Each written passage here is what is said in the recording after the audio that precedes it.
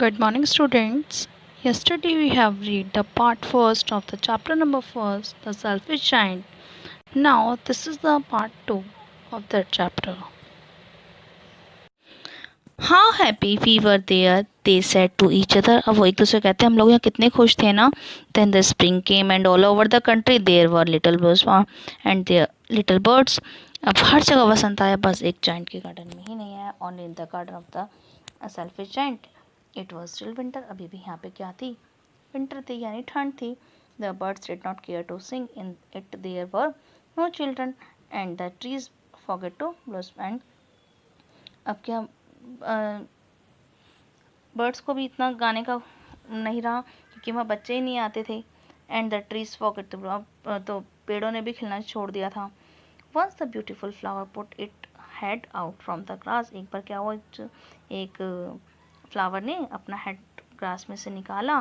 But when it saw the notice board, it was so sorry for the children. और मतलब जब उसने notice board देखा, कोई जाइंट ने जो लगाया था, उसे बच्चों के लिए बहुत दुख हुआ. And the it slipped back into the ground again and went of the sleep. और फिर से जाके सो गया. The only people who were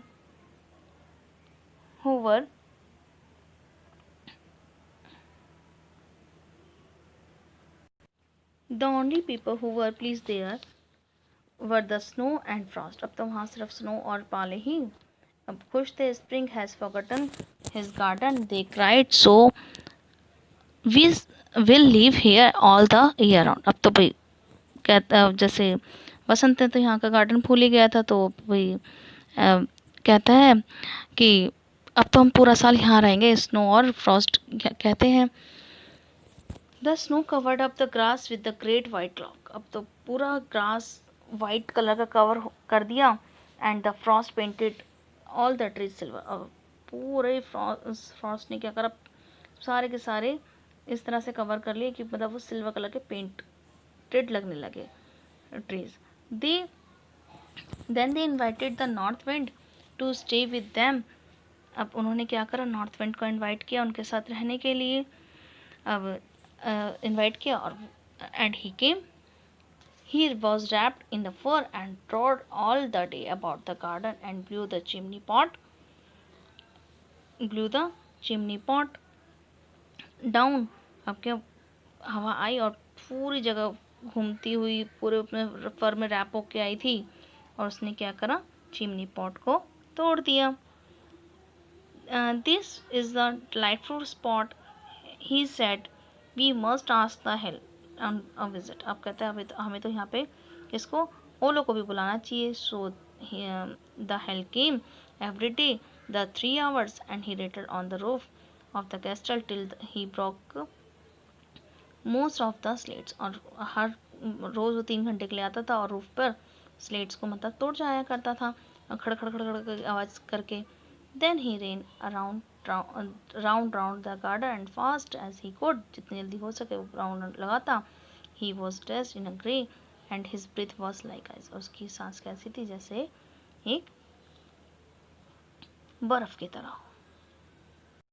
I can't understand why the spring is so late in coming. कहता है मुझे नहीं पता कि स्प्रिंग इतना लेट क्यों हो गया आने में. said the selfish giant. अब selfish giant ने कहा. As he sat the window and looked out at his cold white garden. अब वो एक बार क्या हुआ, विंडो के पास बैठ गया और उसने क्या अपने वाइट गार्डन, कोल्ड वाइट ठंडे एक वाइट गार्डन की तरफ देखा. I hope there will be change in the weather. कहता है मुझे ऐसा लग रहा है कुछ वेदर में चेंज है. But the spring never came, not summer. The autumn gave golden fruits to every garden but the giant garden she gave none. अब तो क्या सबने मतलब हर जगह से फ्रूट्स आने लगे थे, बट जाइंट का गार्डन था जहाँ बिल्कुल नहीं था. Because he was so selfish, he is too selfish, she said. So it was always winter. इसलिए हमेशा ही ठंड रहती है. There and the north wind and the hair and the frost and the snow danced about through the tree. अब तो बस वहाँ पे फ्रॉस्ट, ओले, विंड और स्नो ही डांस करा करते थे और कुछ वहाँ था ही नहीं. One morning the giant was lying awake in the bed. एक बार क्या हुआ, मतलब जायंट अपने बेड पर लेटा हुआ था in the bed when he heard some lovely music. It was really only a little in it singing outside his window, but it was so long since he had heard a bird sing in his garden that it seemed to him to be the most beautiful music in the world. कहता है मतलब उसने एक music सुना, उसको ऐसा लगा मतलब उसने ऐसा कभी म्यूज़िक सुना ही नहीं था, तो उसे ऐसा लगा वर्ल्ड का सबसे अच्छा म्यूज़िक है, सबसे प्यारा म्यूज़िक है. I believe the spring has come at last. अब उसको ऐसा लगा कि अब तो मतलब यहाँ पे वसंत आने ही वाला है. Said the giant and he jump out the bed and looked out. अब वो क्या बेड पर नाचने लगा और नाचने लगा. अब उसने बाहर देखा. What did he see? अब उसने क्या देखा? He saw a most wonderful sight through a little hole in the wall. The children had crept in and they were sitting in the branches of the tree. In every tree that he could see there was a little child. अब उसने देखा कि वहाँ से बच्चे रेंगते हुए दीवार में से आ रहे हैं और हर ब्रांच पर एक बच्चा बैठा हुआ है. And the tree were glad. और अब तो पेड़ भी बहुत खुश है. To have the children come back. अब चिल्ड्रन को वापस पाकर वो भी बहुत खुश हो गए. That they had covered themselves with. अब वो खुशी से मतलब बहुत खुश थे, तो अपने आप को एक खिला महसूस किया. And were waving their arm gently above the children head. अपने हाथों को कहाँ चिल्ड्रन के हेड पर फेरने लगे. The birds were flying about the twittering with the delight. अब द बर्ड्स भी खुशी खुशी नाच रही थी. And the flower were looking through the green grass and laughing. अब तो फ्लावर भी बहुत सुंदर लग रहे थे और ग्रीन ग्रास भी हंस रही थी. It was lovely scene. ये बहुत ही सुंदर सीन था. Only in one corner still winter. It was the furthest corner of the garden. अब बस थोड़ी ही जगह थी जहाँ पर वहाँ पे अभी भी क्या था, ठंड थी. वो एक बहुत दूर दूर एक कोना था जहाँ पे अभी भी ठंड थी. And in it standing a little boy. वहाँ पे क्या एक छोटा सा बच्चा खड़ा होता. He was so small and that could not reach up to the branches of the tree. बस वो क्या ऊपर ट्रीज की ब्रांचेस तक नहीं पहुँच पा रहा था. He was wondering all around it crying bitterly. The poor trees was still quite covered with the Frost and snow and the north wind was blowing and roaring above it. Climbed the little boy. बस वहाँ पे क्या था, अब जहाँ पे ठंड रह गई थी, एक छोटा सा बच्चा वहाँ रो रहा था. वहाँ पे क्या अभी भी उस जगह पे अभी फ्रॉस्ट और स्नो का अभी भी एक कब्जा टाइप कहते हैं था. एंड अभी तक उसने सब कुछ अभी भी वहाँ पे कवर था. वहाँ पे अभी तक वसंत नहीं पहुँच पाया था. क्यों? क्योंकि वहाँ पर एक छोटा बच्चा था जो अभी तक ट्री पे चढ़ने की कोशिश कर रहा था, चढ़ नहीं पा रहा था. The tree and little boy said the tree. Little boy ने ट्री से कहा. And it bent branches down as low as it could but boy was tooting. उसने कोशिश तो की कि मैं थोड़ा सा नीचे हूँ पेड़ ने, बट वो नहीं हो पाया. मतलब बच्चा ऊपर चढ़ नहीं पाया. The giant heart melted and he looked out. How selfish I have been, he said. Now I know the spring would not come here. कहता मुझे पता चला कि यहाँ पे स्प्रिंग नहीं आएगा. उसका जो हृदय था वो बहुत ही पिघल चुका था. कहता है मैं कितना सेल्फिश हो गया था. I will put the poor little boy on the top of the tree and then I will knock down the wall.